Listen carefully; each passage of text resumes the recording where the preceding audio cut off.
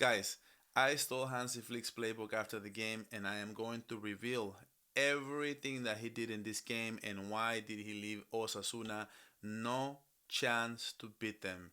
But hey, before we get into it, please subscribe. Please like this video. Please comment your thoughts. I want to hear what you guys have to say about this game. I want to hear what you guys have to say about Flick's tactics. And hey, let's get into it. Osasuna came out on a very low block, sort of like most of the La Liga teams they like to do with Barcelona. But Barcelona, what do they do to break this type of lines? They use Balde and they use Kunde sort of as left and right wingers. And I already talked about this in the preview game, in the other game where we played. How Atletico Madrid was trying to play the low block and how Hansi Flick use players like Valde, players like Kunde, and use them as left and right wingers to clog up the areas and have more players in the box.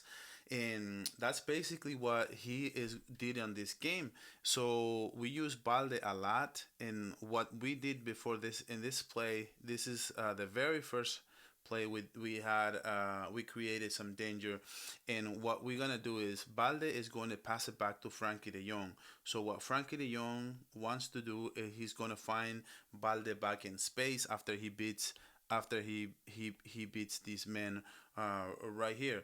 So why I wanted to show you this play, because that's exactly how we broke the low block that Osasuna wanted to do in this game in particular. So what's gonna happen? So when Balde passes back to Frankie, it's gonna leave this man right here really lazy and lose his mark on Balde. Look, as we're about to see, then he's already gone. There's no one in front of him, and he's going to create a lot of danger like this. He's going to think it's offside, but he's not. Nobody else played the offside. He's going to pass it back, diagonal pass that almost scored there. And unfortunately, we have not been able to find this type of closers. Every time we do a diagonal pass to Lewandowski, he misses it. In this instant, it was Dani Olmo. What I do want to highlight about this play in particular is the function, the how Eddie Garcia works the highline to perfection, even though he's not the starter. This is why I love him so much, even over Araujo, because Araujo kind of lacks it a little bit. And what Inigo Martinez is going to do there, everybody's going to push up. We are going to leave them offside. But take a look at Eric and how he jumps the route. Look, he jumped, he left them offside. The play is dead.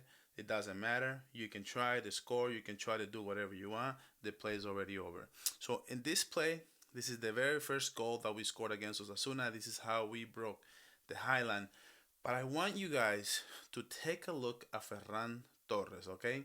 Because that's the thing that we get with him that we don't get with Lewandowski. It's just the type of player, the type of runs that he makes that Lewandowski is just not doing. And throughout this video, I am going to be showing a little bit more emphasis in Ferran Torres. So what we're gonna do in this play is Kunde is going to work to perfection on this build-up play with Frankie de Jong, who is going to do a thing of beauty, but more of a thing of beauty is what Ferran Torres is doing, because he's automatically doing a give and go situation to Frankie de Jong, and in no time, Frankie de Jong turns around and already has the ball again. And what is he going to do? He is going to find the same game plan, which is Balde to the left, and we are going to create danger once again. Another thing I want to highlight about Balde and the kind of season and the kind of game that he's having is just everything is working for him. A lot of other players will say, well, there's not a lot there. There's nobody here to finish this crossing. But you know what? I am going to put it to Ferran Torres, who is going to make a big run. And this is where I think Lewandowski is lacking. He does not have the speed anymore to get to the spot, and that is why he keeps missing these crosses. And you're about to see. Take a look at the speed where he just breaks through this line, and you really don't think there's anything there. Even if you're Balde, you don't see it. but the speed of the Shark, the speed of Ferran Torres is incredible, and he gets to the spot where Balde puts this beautiful crossing, and that was the first goal. So one thing that I want to show on this play is how beautifully Ferran Torres moves in this offense. And this is the reason why I believe that the Barcelona is a little bit more dangerous with Ferran Torres over Lewandowski, even though he does not have Lewandowski finishing abilities. This is another play where Lamine Yamal is does a thing of beauty. He knows he as soon as he gets his ball from Kunde, he knows that Ferran Torres is already on the move, and he knows instant like it's just an instinct, and he puts it beautifully and on an area where he gets perfectly, unfortunately for Ferran Torres. But take a look at the speed, guys. I mean, it's incredible. I am going to just rewind this so just so that you guys can see, and so you guys can take a look at the speed that Ferran Torres is going to operate here. Look, see, he's already gone. The goalkeeper does a good job of closing the gap, and that's kind of the reason why he doesn't score. I would have loved to see him be more technical and try to lob it to the top, and that would have been just close the lights and let's go home, like a sort of kind of a little Messi type of play. But he misses it. Unfortunately for him, he couldn't score this. So okay, so this is another kind of a blown coverage by Osasuna, and the issue here is just that we have one player who is lacking his assignment and is not playing the high line that at times Osasuna play. Even though they play with a low block, sometimes they use the high line, but their high line didn't really work because they don't use that a lot. So maybe that's the reason why it didn't work in this case. And Pedri is going to see the issue. He's going to see the man up here on this area of the field, and what he's going to do is he's going to push a through ball to Dani Olmo, and this is the penalty. I unfortunately, one thing I have to say is we keep missing all this assists from Pedri. It's not even funny, to the point where leagues have caught up to this, and they know, like, even if the stats are not there, Pedri is just the best player in this match. Pedri is just the best player, best midfielder in the world, and that's why he usually gets the man of the match, because as you can see, the numbers are not going to show it, but was a beautiful pass to Dani Olmo, who was able to get a penalty kick out of it. And one thing I do want to say is, a lot of people were saying, how come the Madrid didn't get repeated, but the Barcelona one gets retaken? Because as we're about to see, Montoya, or his name, I can't remember exactly what his name was, but he is going to step in, and this is kind of why we are repeating this penalty kick. And there's something that I do want, and the what made it so obvious to me is that he gets the rebound. So how are we not re-kicking it? If you're Real Madrid, like, you're not able to see that. Like, he gets the rebound, so he can't take advantage of the position, and the penalty have to be retaken. So one thing I do want to show you guys is, take a look at Pedri. So Pedri gets the ball and takes it to Dani Olmo. Apparently, Dani Olmo tells Pedri to take it, and Pedri was like, nonsense. It's you tried it first, you missed it, now you go out there and you take it, and I want for confidence. It's like, nonsense, you're taking it, so let's go, let's get it. And Dani Olmo, I don't think Dani Olmo, a lot of people were criticizing him on Twitter and were criticizing him even on air, saying that he didn't kick it right. I thought he kicked it pretty good. The goalkeeper just did a great job of guessing where the ball was going, and then the second one, thought they were pretty similar taking. There was a little bit better there on the second one, but overall I thought it was pretty good. Just the goalkeeper did a pretty good job. And then Lamine Yamal, what else can we say about him? It was just incredible to me. He was the man of the match. He was the man who was always pushing. He was always creating. He was always breaking lines. Like the pass he did again on Ferran Torres was incredible. And I do think that there's a point of emphasis from Hansi Flick that wants Lamine Yamal to take a lot of shots from outside the box, and it was very well on display. I think he had about 6 shots outside the box. So I think this is part of the game plan.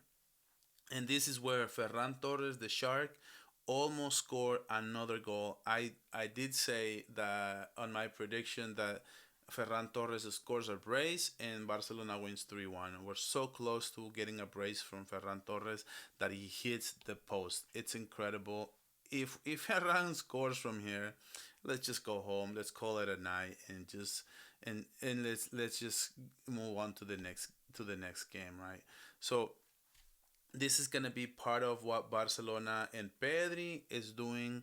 And as far as like the midfield area, you can see how beautifully Pedri works with his teammates. Lamine Yamal, like I was saying earlier, he has he could he could pass and try to find Ferran Torres, but I do think that he wants to score more goals. He wants to perfect this. Make this shot, from outside the box. He's been scoring a lot of goals from outside the box, and I think he's perfecting this shot, and he is going to eventually be better at it. But I do think that Hansi Flick has give him the green light to basically take a lot of shots from outside the box.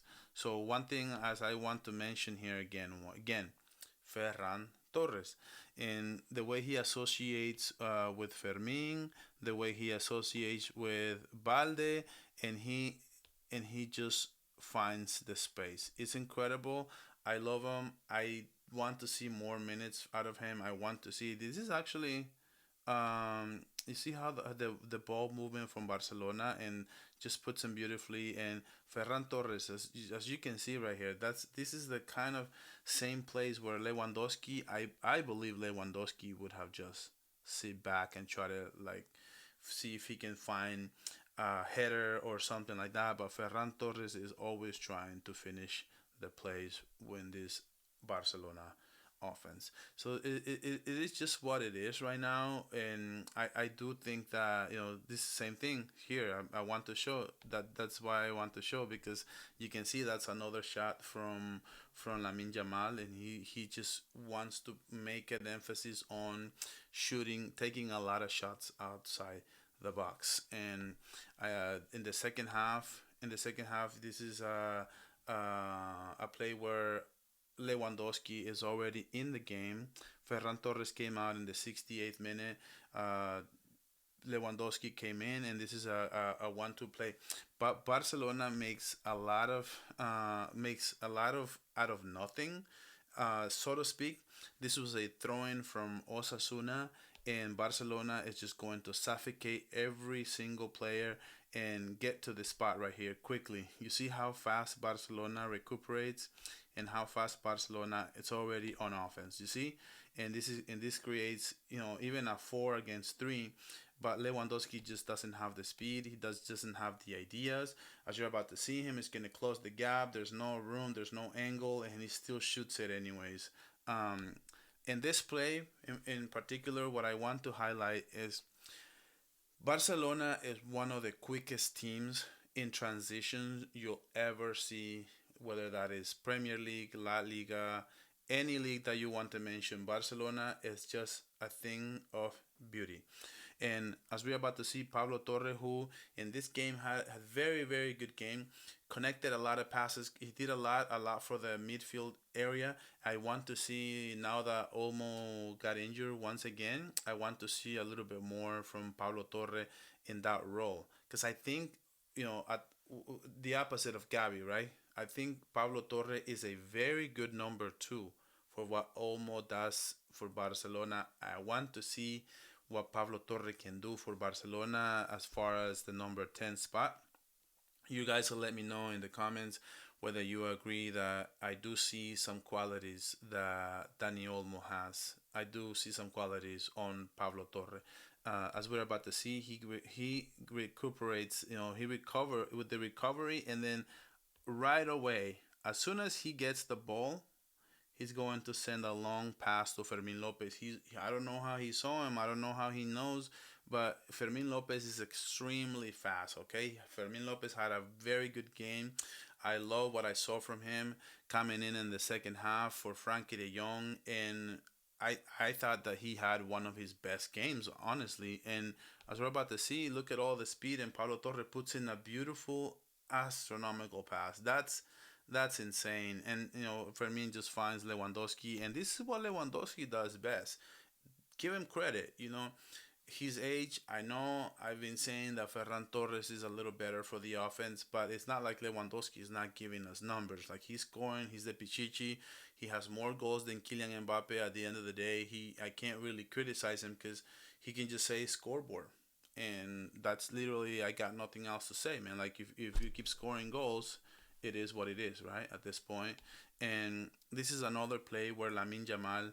This is the play why I think that you need to watch the games instead of just saying, "Well, Lamine Yamal has 0 goals, 0 assists in this game. Why is your best player of the match Lamine Yamal?"